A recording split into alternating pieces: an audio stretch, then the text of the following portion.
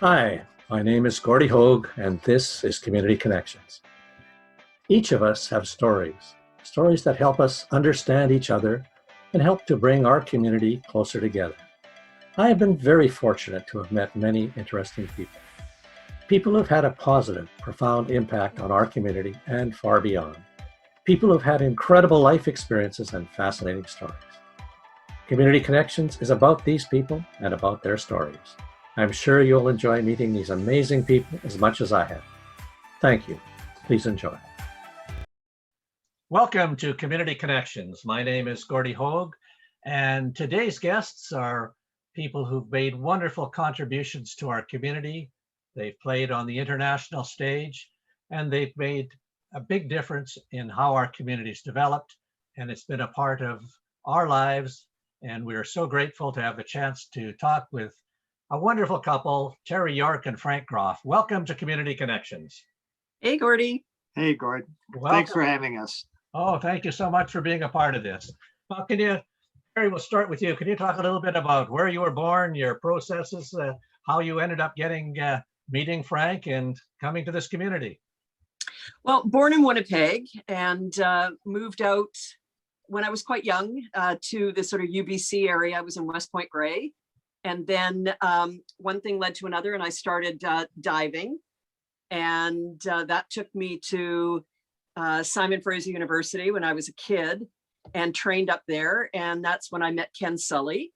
And so he and I were teammates and, pretty much best friends for quite a few years. And eventually I ended up making some of the Olympic teams that Ken made. And then as I grew up, I went to Simon Fraser University as well. And right around that time, I met Frank in diving, of course. And because Frank and I were a couple and Ken Sully and I were very good friends, we all sort of hung out together.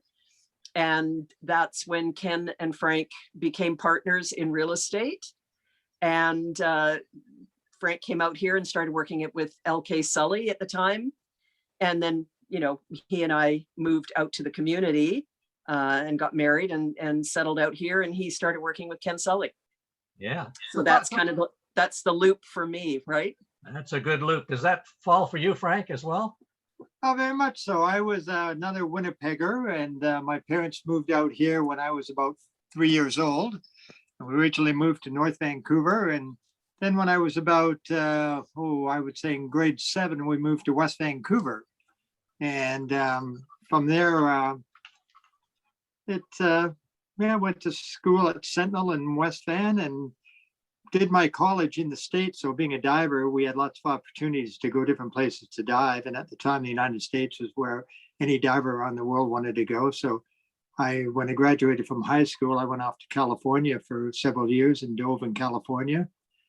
And at that time, eventually moving to Hawaii, went to the University of Hawaii and then came back, and that's how Teri and I got together. So you've both been at very competitive level and Olympic level in terms of diving and internationally. Can you talk a little bit about how that maybe has the structure of that type of competition and that type of training? How has that impacted you in terms of your life, Teri as a teacher, Frank going into business? How has that structure impacted or affected you? Yeah, I think that for me probably was the greatest gift that diving or sport, it doesn't really matter what sport you're in, that was the greatest gift that it gave me, is that you had to be so disciplined and time management, because so much of your day was taken up with school, but then so much of your evening time and weekend time was taken up with sport. So, dedication, I think that's the other thing I learned, is sticking to something that isn't pleasant. Diving is a really, really hard sport. It's quite dangerous, and I think you have to be a bit of a nut. I'm not sure about that. I think we had to be a little bit nuts to be in that sport. But I would have to say that those are the things that really helped me. As I say, just that discipline, dedication. It really helped me a lot. And when I got my teaching certificate, I kind of applied those same skills to my teaching and tried to instill them in my students, that they, that school was to be taken quite seriously. So I'm just so grateful for sport. How did it become diving for you? What was it about diving or the context that led you to that? Yeah, good question. I actually started out as a swimmer, and then just did a little bit of diving on the side, and one thing led to another again. And my diving coach, who ended up being the same diving coach as Ken Sully, had seen me dive in the summer and asked me to join her winter club team. And that's of course where I started diving at Simon Fraser with her, and that's where I ran into Ken Sully. That's how we became teammates. So really started in swimming. And then what's kind of an interesting circle of life is that Frank and I, since we've been in White Rock, and now we're both retired, we joined the White Rock Wave swim team, master swim team, that Carol Gare is the coach of. And she's a wonderful, wonderful asset to the community. She's done so much.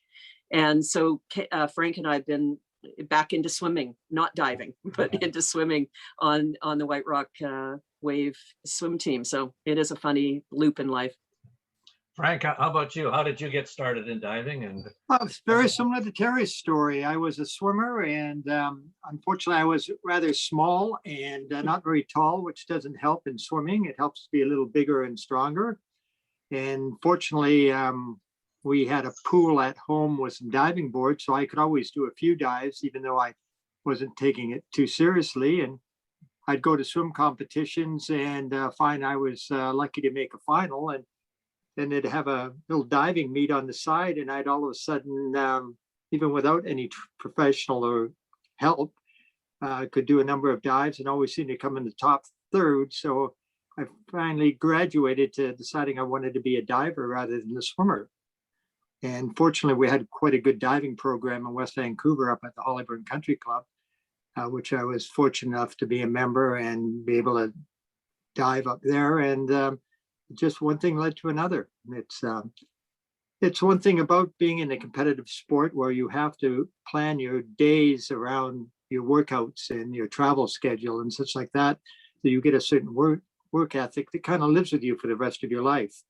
And yeah, it was great. I think anytime you can be in sport, even if it's not at the highest level, it certainly, as I say, is a great guide to, the rest of your life. so you're talking about it sort of structuring or helping the way that you moved into business and managing that? Exactly. You're used to hard work. You're used to some failures. You're used to some success. So you don't take any of them too seriously. You bounce back. In diving, you go out and have a bad meet, and next day you go and have a great meet. And same in business. You have some successes, you have some failures, and you enjoy the successes much more than the failures. And so that's what you work very hard for. And you learn from both of them, I'm sure. Exactly. So Teri, did you have any kind of role models or people that were inspirational for you and really guided you and helped you in terms of your development and training? Just in sport, or you're saying in life? I'm talking about both. Well, sure. I mean, I've had lots of role models for sport. I think every athlete does. And I was so grateful for the camaraderie that I have with my diving clan, my diving family. That Frank and I were here in White Rock, which is kind of a neat thing that is sort of unique to this area. And I think Ken Sully sort of alluded to it in his interview, that we have Ken out here, then Frank and I come out here to work, and so Frank could work with Ken. And then my girlfriend Beverly Boys, who is a world famous competitive diver, she moved out from Ontario to be out here with us because we're all best friends. So now we have Beverly out here. And then of course we have Rick Friesen, who was on my diving team at Simon Fraser. And then Rick Friesen came out and worked with Frank and joined Bay Realty. So now, now we're ending up with all these divers in this tiny little, community. And it was really, it's been really, really neat to do that. As far as, coming out and being in this community, I really have to compliment you, Gordy, and your wife, Laverne. I hadn't really, experienced community as much until I moved out here. And you and Laverne were so into the community and such a fantastic couple, welcoming everybody, getting everybody included. I still can't believe that Laverne was making floats to go in the parades. I mean, who does that? I was just so impressed. And of course, our really dear friend, yours and Laverne's and ours, is Diane Thompson. And she's so involved in the community as well. And, what a wonderful, I think, role model for me is to see all of you, how much you devoted to the community. So, that would be something that I would very much, I learned a lot from you guys. And I was really grateful to be, accepted into the community as comforting as you and Laverne and your group of friends did. And yeah, I think I learned a lot from you too. Yeah, I think we're fortunate to have grown up in what was a small community, and you got to connect with everybody. And, when we were growing up, we knew everybody. And in the summer, if you saw somebody you didn't know, you knew that they were here for the summer to be part of the swimming club or diving club or whatever it might be. Frank, have you got stories about that in terms of coming to this community and hooking up with Ken and getting engaged in this way? Yes, well, we all go back to Mr. Sully, Lynn Sully, who was a fantastic gentleman, and he was the inspiration for getting us into real estate. And he was the one that took care of us when we did get into real estate. Neither of us had much of a background. I have a background from university in zoology, which doesn't help in the business community particularly. And he started a company down on Marine Drive, started LK Sully Realty again. It was just a small office. It was just Ken and myself as the salespeople. Ken's sister, Jane, was the secretary, and Mr. Sully was the agent manager. And he kind of guided us through the community, introduced us to everybody in town. And he had a real knowledge of real estate and how to get involved in it. At one point, he had a map of White Rock on the wall. He turned to Ken and I and said, well, you're new in business. People have to get to know you. Go out knocking every door in White Rock. And Ken and I kind of looked at each other, and that's what we did. Every day we'd go out and knock on 40 or 50 doors, and we'd mark the street off that we'd been out knocking on the door. And if somebody wasn't home, we'd leave them some information.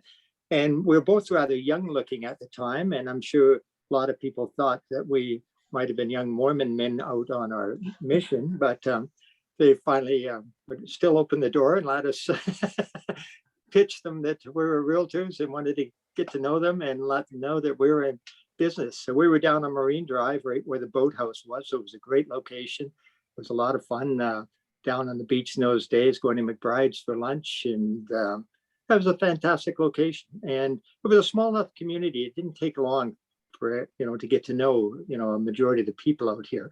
And Ken, of course, grew up here, and he had many friends like yourselves and I got to know all of you. And so all of a sudden, didn't take too long to get involved in the community by just latching on to all of Ken's connections and such, and Mr. Sully's.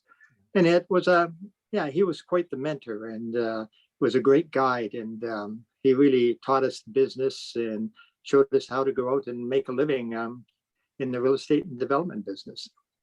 What would you say it was different about this community than the community that you grew up in? Well, in West Vancouver, it was, it was a great place to live. Yeah. Oh, excuse me. I almost fell off my chair. But as I said, it was a little more spread out. It was a little different, And so what happened out here? It was a smaller community. It was easier to get to know everyone, and it was easier to get to know the community. And it was really a great experience to all of a sudden be in a small town. Not that West Van was a large town, but it's still, as I said, this was seemed a little out of the way for me to start with, to leave Vancouver and come to a small town out in White Rock. But it didn't take too long to fall in love with the place, where you got the beach and the people out here. And it was a fantastic experience. And one I'm very grateful for. You also have contributed a great deal to the community in a number of fundraising efforts and a number of social programs you've been a part of. Do you want to talk a little bit about that and your involvement in that and why? Bay Realty in the races. Yeah, once, with the LK Sully and that, we ended up eventually having to expand just because we were getting so busy and such like that. We just couldn't have a two-man office. So we got together with a number of other local people who were realtors here and formed Bay Realty. And from there, we expanded the business. And with that, we had the opportunity to get involved in a number of activities. We sponsored the Bay Run for years and got involved in, different things at the ice rink and such like that. And it was a great experience to get have the opportunity to be involved in the city, which you don't always have that if you live in Vancouver or you live in some of the bigger communities where it is a little harder to get involved. Here it was quite easy and very welcoming, which was a great experience. Yeah, and I think when you bring that type of mentality and approach to people, that happens, and a lot of credit goes to you and to Ken and Teri for that. Teri, in terms of the things that you've been engaged and involved in, which are significant as well, what has teaching meant in terms of being able to express and understand things, and you're still talking to students, you're still engaged with them? Can you talk a little bit about what that mentoring has been for you? I think teaching was my calling. I really loved it. I loved every minute of it. And yet I still took 4 years off and got my real estate license, and I ended up joining Bay Realty. And that was a really, really fun experience as well, because that brought me back into the community. Because when I was teaching, I taught in Delta. That's where I got my job. So it wasn't like I was grateful for my job. So you take them where you can. So I didn't get to work as a teacher in White Rock, in Delta. So selling real estate for those 4 years was really fun because, as I say, it brought me back into the community. And I really got to actually find out more about it just by being here and working in it all those times. But getting back to teaching, I just know that that's what I was meant to do. And I really had a lot of passion for it. And I think I was really grateful to have that, because not very many people have passion about their jobs, but I really did. And teaching's, it depending on how you want to approach it, it can be a very time-consuming career. And that's pretty much how I approached it. I wanted to be good at it, and I wanted my students to be really successful. So there was just, a lot of, I just would say a lot of hard work went into it, but I loved every minute of it. And I think teaching is just a really, really rewarding career. And it's for me just to see my students grow and succeed. I taught grade 8s and I taught grade 12s. So it was really nice balance. I got them coming into high school and I got them heading out to college. And that was also really neat. So you got the fun and spunk of the 13-year-olds.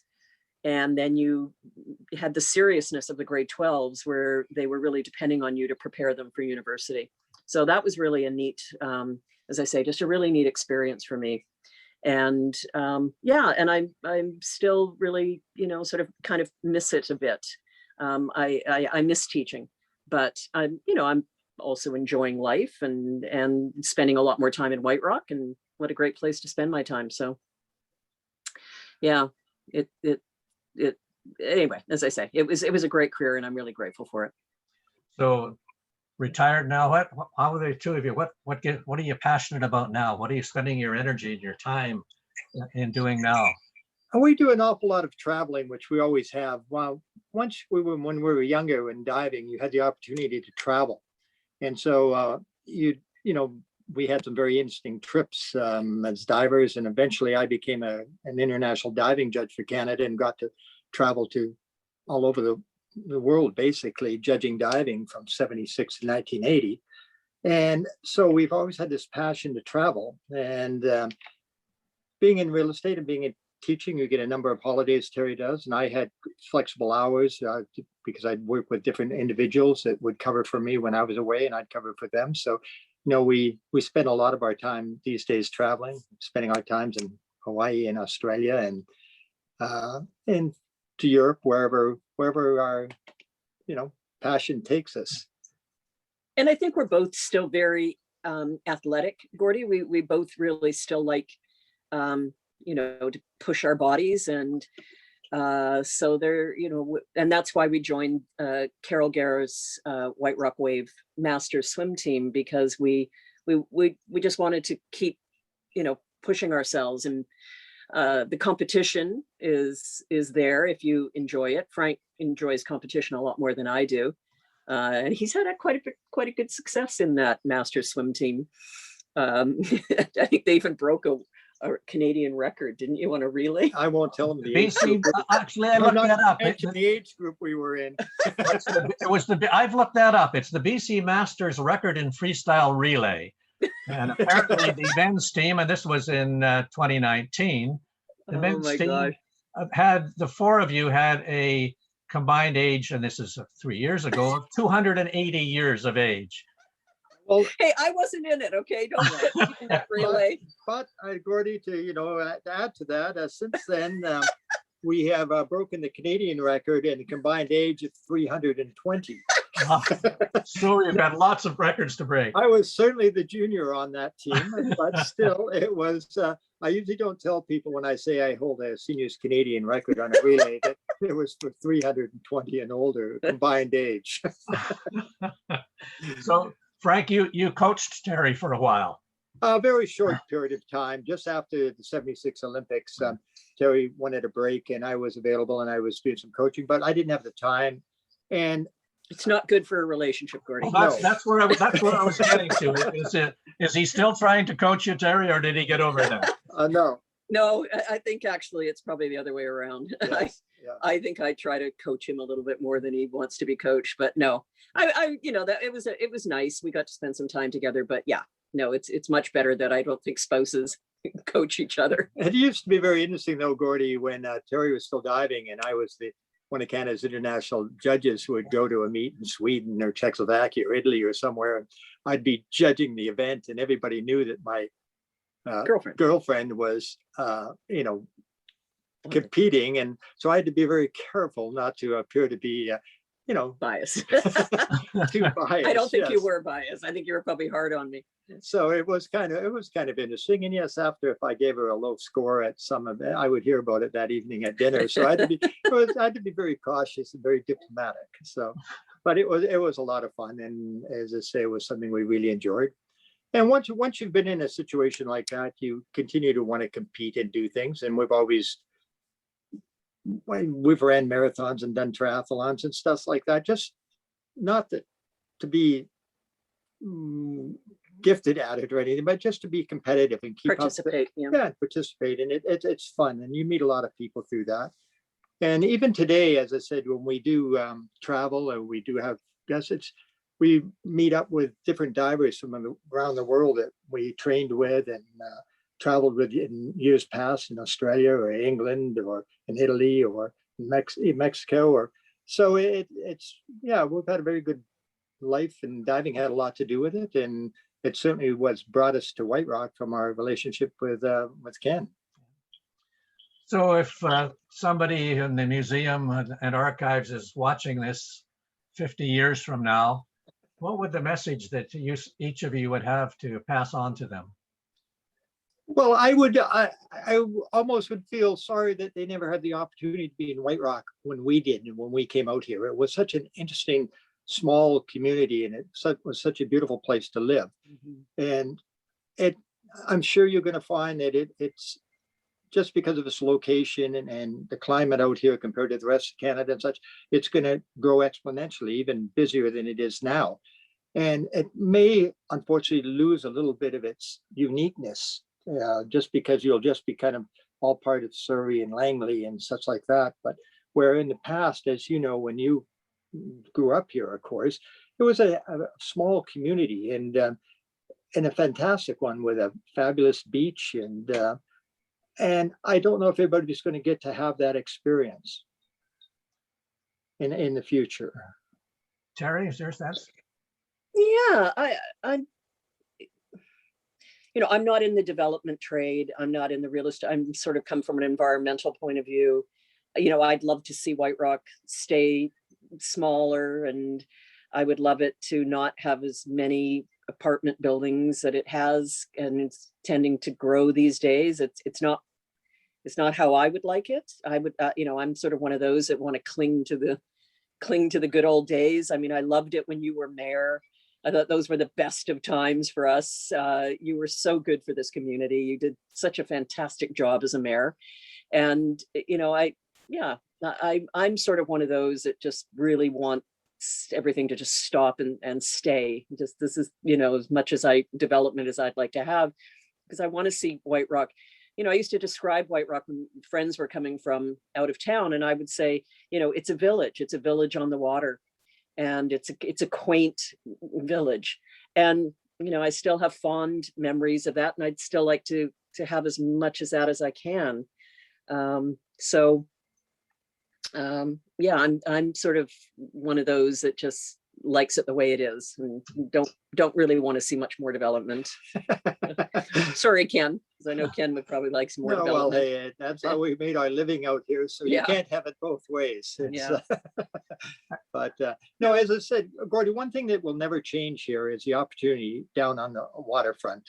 When the tide is out, and I recommend everybody in White Rock, or anybody who listens to this, in the summertime or whatever, the tide goes out in White Rock. Yes, you can walk to the end of the pier and look back at White Rock, but take your shoes off, walk a mile up and down the sand, looking back at White Rock, and you can look at Semiahmoo and the Gulf Islands and such. It is something that there's nowhere in the lower mainland where you can get out and walk for a mile up the beach. And it's fantastic. It's magical. And to just walk up there and look back at White Rock, it's fantastic. And I kind of recommend everybody to get out and do that. Don't just walk down to the end of the pier along the boardwalk, which is fabulous. Take your shoes off, walk in the sand, walk through the tide pools. It is fantastic. It is something that people around the world would envy and love to do that. And we have that opportunity to do that any day on a sunny day. And you got to get out and enjoy it. Sorry, there's something coming up on my screen here.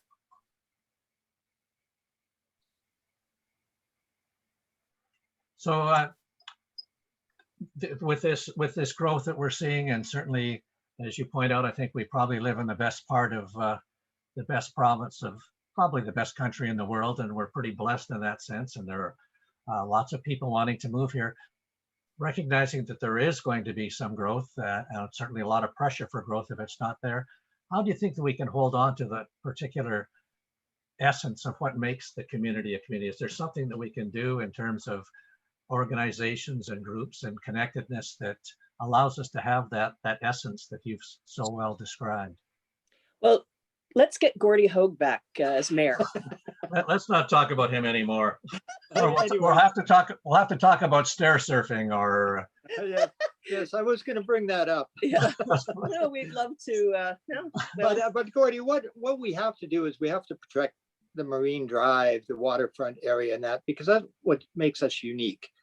We do have lots of fabulous view houses and such like that, but we don't want it to look like False Creek, where you have high rises and such right up to the waterfront and such like that, and blocking people's views from the hillside and such, which makes the place such a special place to live.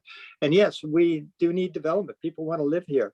People who, as we all get older and have to move necessarily or want to move out of our homes into apartment living and such, we don't want to have to leave the community to do that. So yes, we do need development, and I think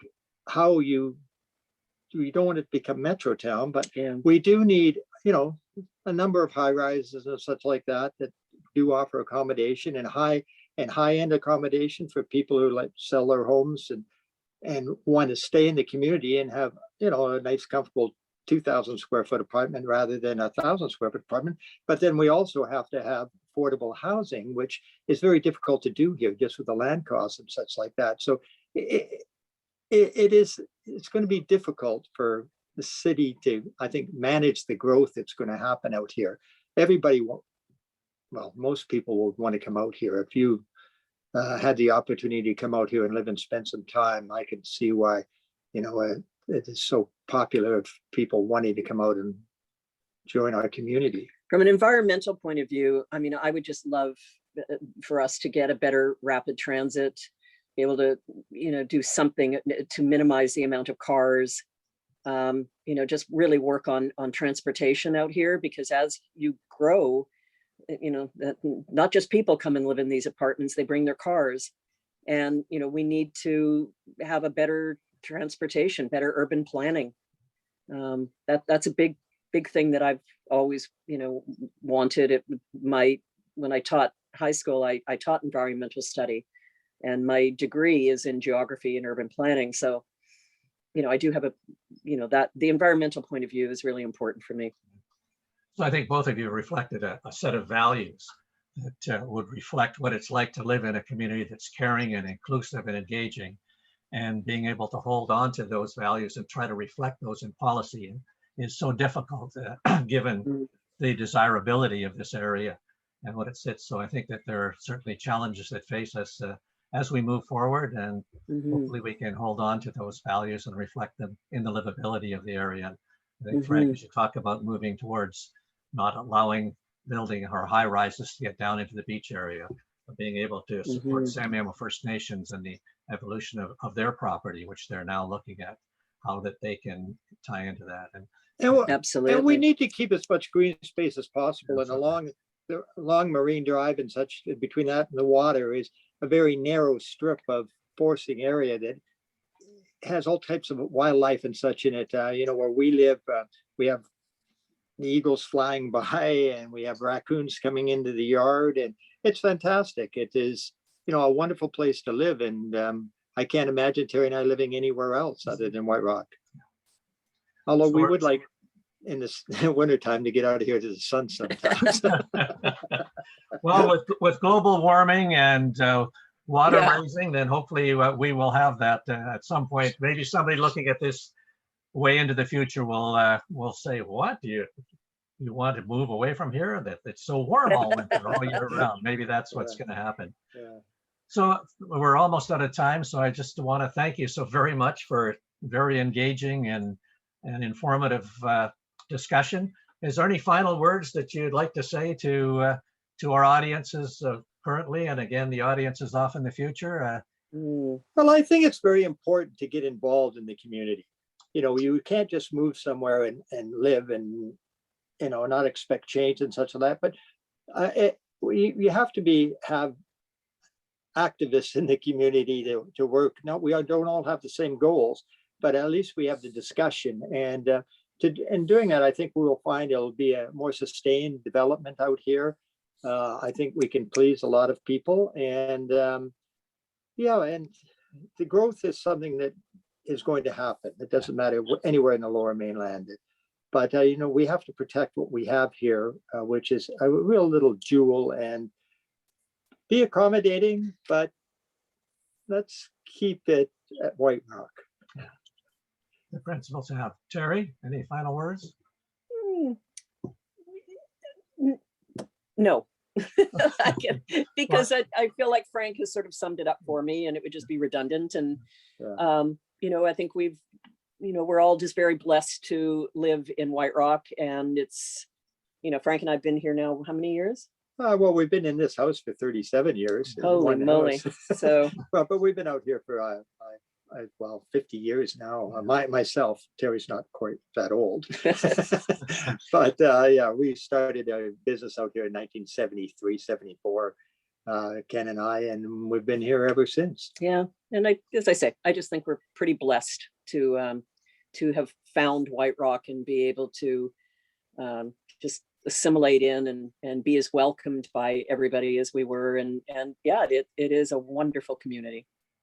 And I think the community's been very blessed to have the two of you contributing members of our community and so engaged as well. So thank you very much. And thank you for being a guest on Community Connections. Thank you for joining us today on Community Connections. Please tune in to our next show as more amazing people share their wonderful stories. If you haven't already, please click on the red subscribe button below, right down there, and view our updates. Feel free to leave any thoughts or comments that you may have. We're always trying to do a better job of connecting this wonderful community. Thanks again for joining, and until next time, keep connecting. Thank you.